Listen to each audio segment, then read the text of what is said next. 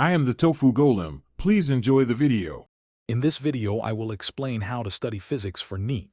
First, thoroughly understand the NEET syllabus and exam pattern. This foundational knowledge guides your preparation. Next, focus on building strong conceptual clarity for every topic. Don't just memorize formulas, understand their derivations and applications. Finally, practice numerical problems daily. Consistent practice, perhaps 15 to 20 problems, improves your speed and accuracy, which is crucial for the exam. To study effectively, create concise notes that summarize key formulas and concepts. These notes will be invaluable for quick revisions. Regularly solve previous year's NEET question papers. This helps you understand the question patterns and time management.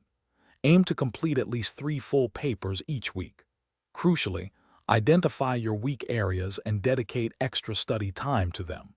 Don't shy away from challenging topics. Mastering them boosts your overall score.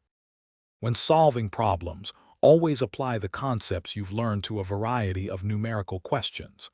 This deepens your understanding beyond simple memorization. Make sure to review all topics weekly. Consistent revision is key to retaining information long-term.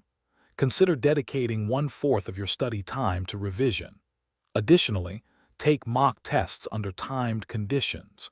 This simulates the actual exam environment, helping you manage time and reduce stress on test day.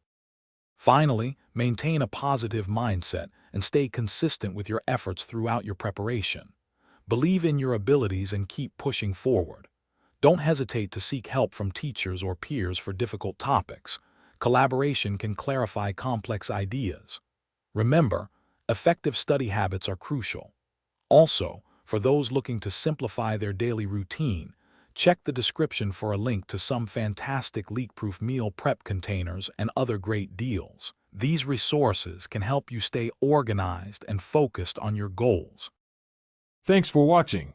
Consider subscribing if we helped you today.